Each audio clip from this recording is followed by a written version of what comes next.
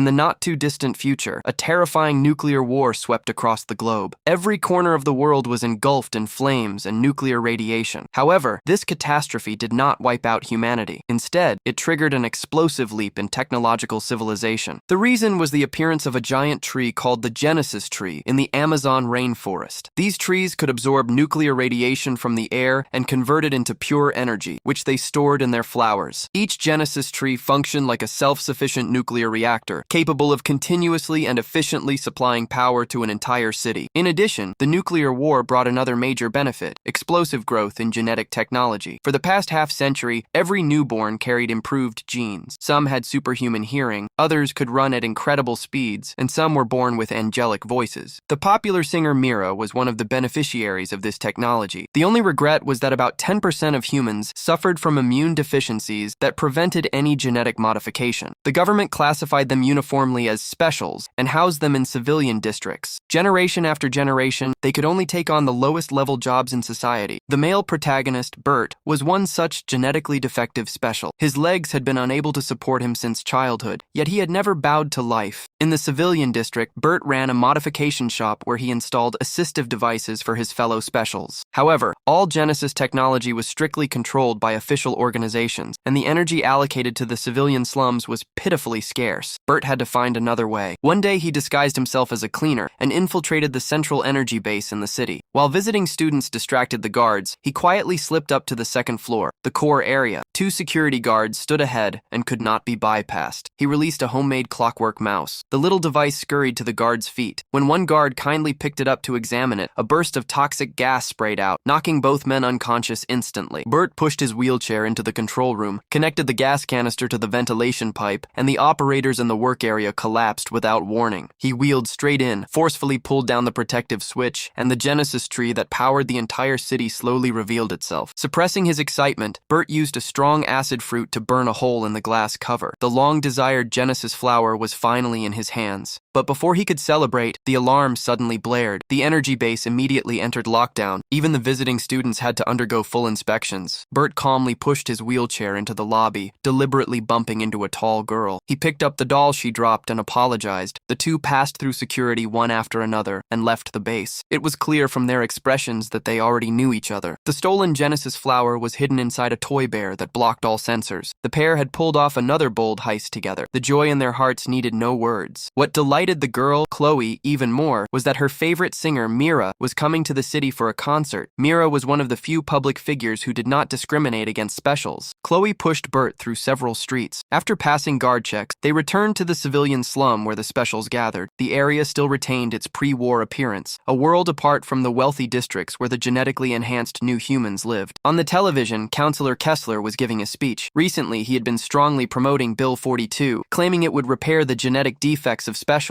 and achieve true equality between new humans and specials. Bert sneered at this, urging Chloe to hurry home. The two entered a giant building that served as both their workshop and residence. Chloe's parents had died in a mining accident, and she had lived here since she was very young. Bert eagerly took out the Genesis flower from the toy bear. His eyes lit up, and he kept muttering, "We're going to be rich." He divided the energy crystals from the flower's core into bracket-sized pieces. Soon, specials came in droves to buy them. Most of them had genetic defects and relied on assistive machinery for daily life. These crystals were enough to power their devices for a full year. At that moment, the phone on the table rang. A client working in the wealthy district could not come back and was willing to pay triple the price if Bert delivered one energy crystal to him. Chloe felt uneasy. After all, the Genesis flower had been stolen, and they shouldn't attract too much attention. But the money was tempting, and Bert knew the wealthy district well, including secret paths that avoided guards. In the end, they took the job. Inside a high-end restaurant in the wealthy district, genetically enhanced new humans were enjoying various delicacies. Chloe pushed Bert in through the back door into the kitchen. Their client was the head chef, who worked late every night and had no time to go to the civilian district for energy crystals. Chloe had a bad feeling that something was about to go wrong. Suddenly, noise came from outside. A truck stopped at the hotel's main entrance. Several masked men strode into the hall. The lights overhead went out instantly, and they began slaughtering people in the restaurant. The chef heard the screams and and rushed out to check, but soon returned panting. Bert and Chloe had no time to escape. Looking at the chef lying on the ground with his mechanical limbs, Bert's eyes filled with anxiety. The new humans in the restaurant had been massacred. The thugs began clearing every room one by one. Hiding behind a cabinet, Bert overheard two of them talking. They had an even bigger job tomorrow. One of them dropped a piece of paper. Chloe quietly picked it up. As the two thugs were about to leave, Bert suddenly stood up uncontrollably. To prepare for emergencies, he had put on the chef's mechanical limbs. Although he had not yet mastered their controls, his strength had greatly increased. He violently kicked open the kitchen's back door, and the two escaped the hotel safely. However, their faces were clearly captured by the security cameras. The police immediately listed them as the main suspects in the attack. Special Police Commander Hughes fiercely denounced the specials in the civilian district, calling them the cancer of society. Bert saw Hughes's scarred face and instantly recognized him as one of the masked attackers. The two realized the truth. The notorious anti-gene organization was actually official special police in disguise. Bert guessed they were deliberately stirring up conflict between specials and new humans. Chloe remembered the paper she had picked up and took it out. It was a ticket to Mira's concert. It seemed the thugs planned to target Mira. However, Bert did not want to get involved. After all, they were now wanted criminals and could not even call the police. Chloe, who idolized Mira, became furious at Bert's cold attitude and shouted, "This isn't just about Mira. The entire special community could suffer a fatal blow because of this." These words deeply moved Bert. He gripped the pendant his mother had left him. On the back were engraved the words, "All people are born equal." Bert suddenly felt a surge of heat in his head. He turned and looked at a pile of parts on the table. When Chloe calmed down and returned, she found Bert modifying a powered exoskeleton prototype based on the chef's mechanical limbs. He welded iron plates onto the surface and used energy crystals for power. A simple combat armor was basically complete. It not only allowed Bert to move freely, but also greatly boosted his strength and agility. Chloe was skilled with plants and chemicals. The poison used at the energy base was her creation. She decided to add some powerful extras to the armor. The day of Mira's concert arrived. Although the female star did not reject specials, security still used barriers to keep them outside for safety reasons. After the concert ended, Mira left through the back door surrounded by bodyguards. She was immediately attacked by thugs disguised as special police. They even left anti-gene organization markings on the wall. Just as the thugs were about to drive away, Bert, wearing the powered armor, appeared in time. Although his entrance was somewhat clumsy, his combat power was genuinely formidable. Chloe's various hidden weapons in particular made the thugs scream continuously. Soon Chloe drove into the crowd. Bert put Mira in the back seat, and the group successfully escaped the opera house. Back at the shop in the civilian slum, Chloe explained the whole situation to Mira. If the special police, disguised as special terrorists, captured Mira, the conflict between specials and new humans would explode completely, and Counselor Kessler's Bill 42 would never pass. Mira's expression changed. The next day, she and Counselor Kessler were scheduled to attend an important event at the child care center. That was surely the special police's next target. Her first reaction was to call the police, but Bert stopped her. Who knew how many officers were involved? It seemed they could only rely on themselves to stop the conspiracy. The next morning, Bert arrived at the child care center pretending to be Mira's rumored boyfriend. His plan was simple. When the thugs started causing destruction, he would appear in the armor to stop them. This way, he could foil the special police's scheme and prove his own innocence. Mira had been born at this center and was practically a spokesperson for it. Thanks to her, Bert could move around almost freely. He used the excuse that Mira would perform live to lure everyone into a large conference hall. When the special police disguised as thugs burst into the hall, the entire venue was empty except for the fully armed Bert. He had come prepared this time, and the mechanisms in his armor were sharper than before. However, he had overlooked one critical point. These special police were all genetically enhanced. Their strength and speed far surpassed ordinary people. After a series of combination punches, Bert was beaten with no way to fight back. At the critical moment, Counselor Kessler arrived with a large force of guards. The attackers fled in panic through the back door. What shocked everyone most was that Counselor Kessler was actually Bert's biological father. Mira had known the operation was dangerous and had notified Kessler in advance. The powerful man had come fully prepared. Facing the trailing reporters, he openly stated that this attack proved the enormous security risks posed by specials. Fortunately, the gene healing project he led had achieved a breakthrough. In the future, everyone's genes would be unified, so such violent incidents would never happen again. As expected, Counselor Kessler's Bill 42 passed unanimously. The first thing after the bill took effect was to transfer all specials from the civilian districts to newly built medical camps outside the city. Using the latest second-generation modification drug, their genetic defects would be completely repaired. After a night of deep thought, Bert concluded that his father was the true mastermind behind everything, as he was the biggest beneficiary of the incident. Mira thought it was impossible, since Kessler's bill was clearly meant to save the specials. This was also what puzzled Bert the most. He guessed the key to the problem lay lay in the medical center's operating rooms and that they had to investigate. Late at night, another special was taken out of a tent for so-called gene repair. Chloe had already hidden in the ventilation ducts of the operating room with a V-shaped camera and captured shocking evidence. Counselor Kessler and Special Police Commander Hughes, who had disguised himself as a thug, were indeed working together. The previous self-orchestrated violent incidents were all to ensure Bill 42 passed smoothly. Kessler's true intention was never to save the specials, but to lure them to the medical center, extract the biological essence from their brains, and fuse it with gene modification agents to create an enhanced second-generation drug. The original drug only worked on unborn fetuses, while the new agent had no age restrictions. However, its primary recipients were children from wealthy families who had genetic defects. The specials living at the bottom were merely raw materials and had no right to enjoy the drug. Chloe released the footage to the public. Everyone broke out in cold sweat. They had thought they were about to be reborn, but instead had fallen into the devil's clutches. Bert solemnly reminded everyone, "We are about to face a cruel war. All people are born equal. No one is born to become raw material for others. We must take up arms and fight." Early the next morning, Counselor Kessler personally came to the ward to inject his son with the new modification drug. But Bert would rather spend his life in a wheelchair than accept this demonic gift. He said outright that the one who truly needed treatment was not himself, but his father, who was rotten to the core. After speaking, Bert locked Kessler in the ward and rushed to the security room. Unfortunately, he was still half a step too slow. A guard pressed the alarm on the table. The medical center's security system activated instantly. Chloe needed a few more minutes to send Kessler's crime video to the police. Bert could only lead people to block the incoming special police reinforcements. Almost all the specials joined the fight, charging with flesh and blood against whistling bullets. Not one of them retreated. Bert faced off against the special police leader, Hughes. At first, he was pushed back repeatedly, but drawing on experience gained from stealing multiple Genesis flowers, he cleverly used the vine's properties to remotely kill the arrogant Hughes. Soon afterward, a large number of police officers arrived at the medical center. They searched everywhere but could not find the mastermind, Counselor Kessler. They only found an empty vial of the new modification drug in the ward. Kessler's conspiracy was completely exposed, and his Bill 42 was abolished. The specials returned to the civilian slums. Life was still hard, but at least they had peace of mind. However, no one noticed that in a dark corner, Counselor Kessler, who had injected himself with the second-generation modification drug, was watching everything with a vicious gaze.